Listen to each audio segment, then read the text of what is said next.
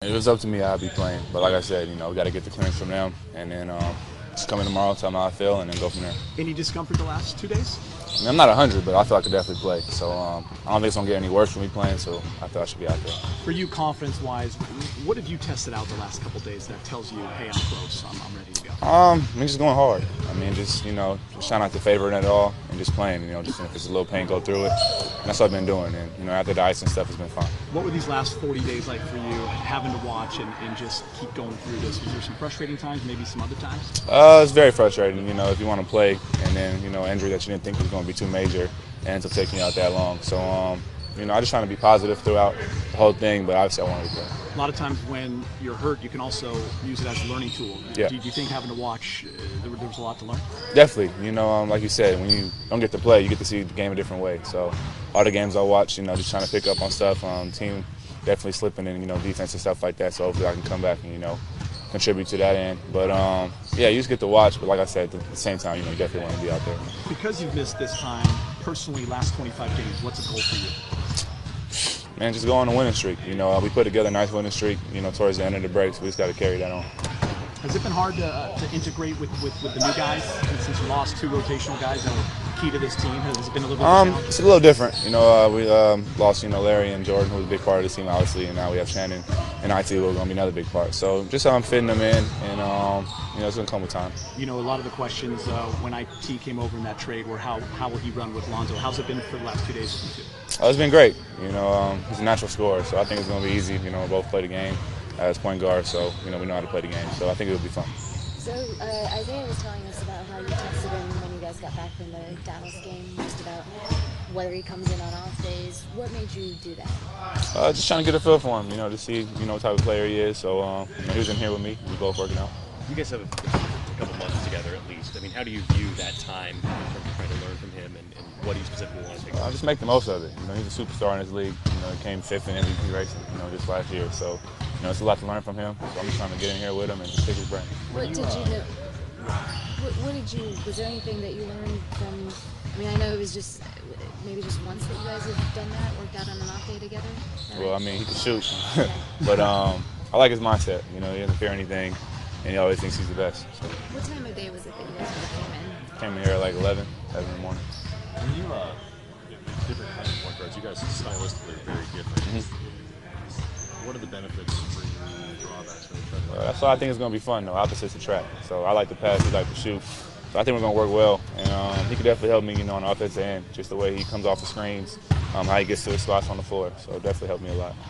Lonzo, what's the biggest concern for you coming back? Is it more the fatigue and the wind part of getting that's probably the way I play is full pace. So definitely that's going to probably be the biggest thing. But once I get my wind back, I can be cool. Lately, you've been practicing with the knee brace. How long do you anticipate having that? Realistically, probably till the pain goes fully away. So just got to wait, for that day to come. You were playing some great basketball before you got hurt. How long do you anticipate it takes to get back to that point? Hopefully not too long. I felt I was hitting my stride, kind of, getting the hang of things. But, second half of the season.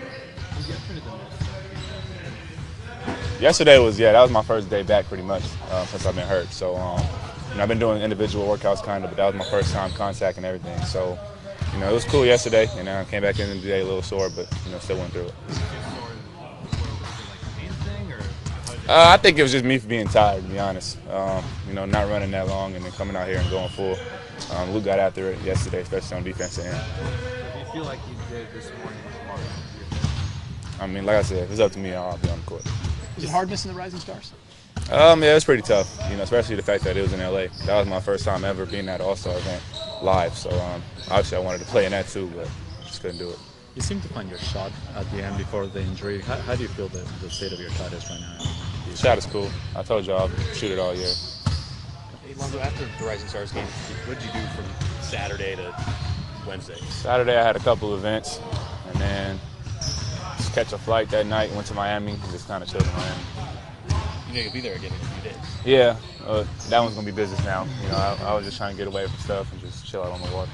It was normal. Yeah, I just needed to get in the gym. I gotta somehow quicker than usual get my rhythm back and my feel back. I was out for so long, and then being in certain situations has been tough for me, and I I just got to keep pushing through, keep working, and I mean it'll come back around. You mentioned those situations. Obviously, it's frustrating, but on another level, is it exciting to be back in those situations? Oh yeah, it is. It is. I mean, when I say situation, I'm just talking about 15 games I had in Cleveland, which was after being out 7 months and then being traded to a new environment, a new situation, a new organization. So it's tough. At the same time, these guys have helped me and welcomed me with open arms, and I've been just trying to fit in the best way I can and bring my basketball game to the table. You're an elite scorer in this league. Yeah. You like having the ball in your hands. How do you feel you fit in with these guys, even though it's only been a couple of weeks? I think I fit in pretty well. I mean, the pace and what coach wants out of the players is how I play the game. Fast pace, get up and down, pick and roll, move the ball, get in the paint, make decisions. So that fits my game. I just got to get my rhythm back and get comfortable. I mean, I'm in a new, like I said, new environment. I just got to get comfortable and play basketball. You know, the big question when you came over in the trade was, wow, how's he going to fit with Lonzo now that you guys have spent a couple days together? How does it look so far in your opinion? It looks good. I mean, like I said before, we're both basketball players that play with so many different types of players. So we both have high IQs, and at the same time, I can play off the ball, he can play off the ball, and we're just going to figure out things on the fly because it's 25 games left. We're going to make a push and then just keep getting better. How close are you to the level you want to be? It's going to take some time. I mean, I remember last year how long it took me to get to an MVP level. So to be out 7 months with a real serious hip injury that has, for the most part, healed, but I still, at the end of the day, I still got a labrum tear in my hip, and I'm still working around that. So I'm pushing every day to get back to that level, and it's just a matter of time. Testing the patience. Patience, I have none. I mean, I was frustrated after the first couple games I came back. So at the same time, I just got to know it's a marathon and it's not a sprint, and I gotta just keep grinding and keep working. Are you still having like testing on the injury to see where things are with it? No, I mean, I just go with how my body feels. There's some days that are worse than others when it comes to stiffness and soreness, but I mean, this training staff has been amazing. The couple weeks that I've been here, the training, the weight coaches and the things, they've been amazing and been working around my hip. I just got to continue to push. I mean, being down 7 months is tough just to get back in the thick of things, but at the same time, practicing every day, getting in game shape and those types of things is tough, but it's gonna come. What's your personal goal for this stretch run of the season? Win games. Each and every day we got to come in knowing that we got to put our hard hat on and win games. At the end of the day, it's not about anything else other than wins, and we have a good enough team to finish the season off strong and put us in whatever position we could put ourselves in. But we got to attack each and every day and know that we can't take any days off. Do you see this as sort of there being an opportunity for you to sort of remind the league of the kind of player that you are heading into this summer? A little bit, but at the same time, I mean, I feel like I'm proven. I prove what I bring to the table. I just got to be able to get a rhythm back, be able to get my feel for the game back, and I know at the same time that's going to take some time. I mean, I'm an impatient person. I want things to happen like this because I'm used to things happening that fast, but at the same time, I'm human. So I got to work through the different situations I'm being put in and take advantage of the opportunity and whatever opportunity I'm given. What are you doing to try to separate this thing? Because you can't, the business aspects of all this stuff, timing of all this works. It's obviously hard to do. I mean, you got to just control what you can control. At the end of the day, that's the thing I can worry about the most is controlling all the controllables. And that's me giving it my all each and every day, putting my hard hat on, coming to work and getting better, and then just staying on top of my hip exercises and making sure I'm getting as close to 100% as possible. Two more questions, please. Point to spend time with Lonzo, whether it's right after practice or other places, is that something that? I mean, not really. I mean, I work, so I mean, whether he sees it or not, like I'm gonna be in the gym. I remember the first day we got back, and we had a day off. He had texted me about, do I go in on days off? And I was like, there's no days off. So I'd be in there, and he asked, can he work out with me? So that says a lot about what type of person and player he is. He wants to be great. He wants to get better, and I'm all for helping him because I've been in the league 7 years, and I know a little bit about the NBA, but at the same time, I'm still pushing to be great as well. What day was that? Yeah. After the Dallas game. Tomorrow. He practiced in full today, but now we'll have to see how he responds, how he feels. But he looked good today. It was nice having him on the court. What were some of the things that you were looking for from him that told you he was ready to go?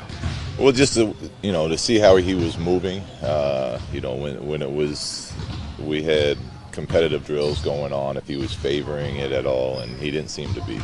He seemed to really, be able to get where he wanted to, pull up. He shot some pull-up mid-range jumpers. He got to the rim. He made some passes. So he looked good today. But it's all about how he recovers and feels when he gets up tomorrow. The big thing for you is pace, and when Lonzo's playing, the pace is definitely quicker. Did he show that side of the game the last couple of days? Yes, he did. Today's practice with a back-to-back coming up was a lot of half-court stuff, and we've been focusing about 90% of practice on defense again. So we didn't do a ton of up and down pace type of drills.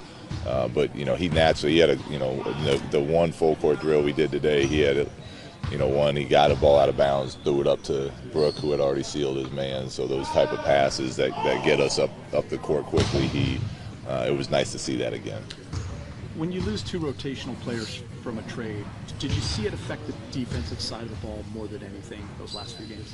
Yeah, well, those groups that they get used to playing with each other, Larry and JC obviously being a big part of what we did. It takes time to readjust to the new lineups, who's playing with who. You get new guys in, teaching coverages, things like that. So it definitely affects the rhythm you're playing with.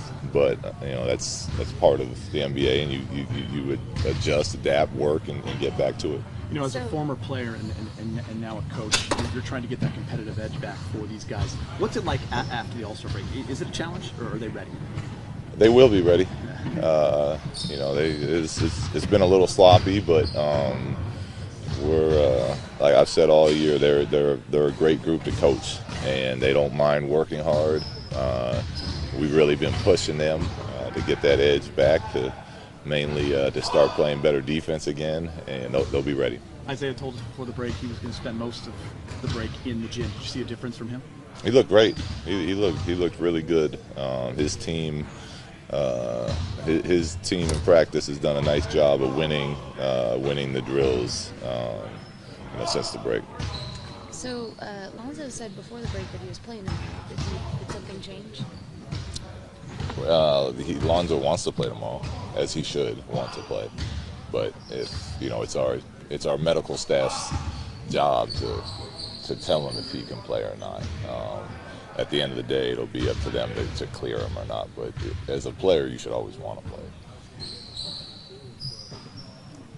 Did he? Has he had continued soreness through the break? And I know there were a couple of days off, and then kind of as he's gotten back in the gym, has he still felt kind of the soreness and/or pain? Yeah, there's some soreness, but it hasn't stopped him from being able to do anything. But we went pretty hard again today, so it's one of those things we got to see how he feels once he cools down, once he gets his treatment, sleeps on it, wakes up tomorrow. What did you guys do yesterday? What did we do yesterday?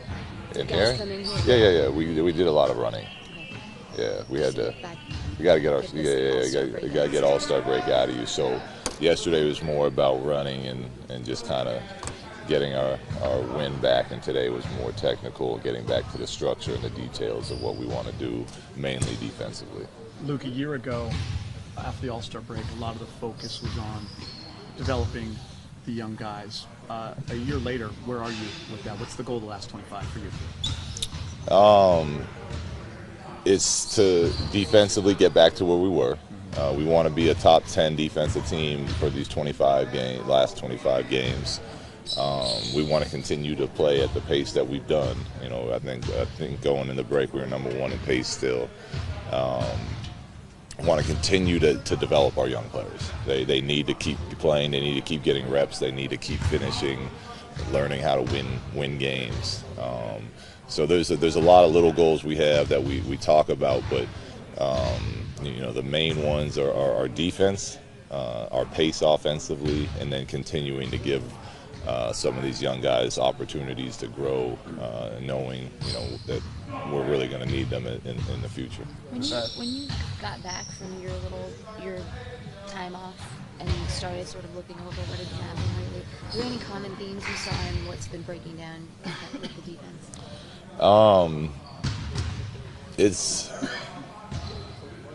It unfortunately, from what I saw,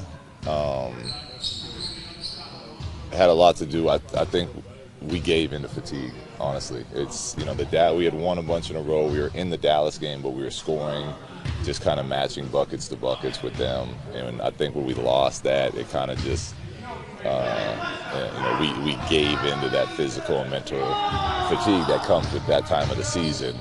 That with the winning we had been doing before that, we were still really enjoying that feeling. And unfortunately, it happens to a lot of teams, and I think that's what happened to us. So I expect us to be much better now that the break is behind us. What do you want, Lonzo?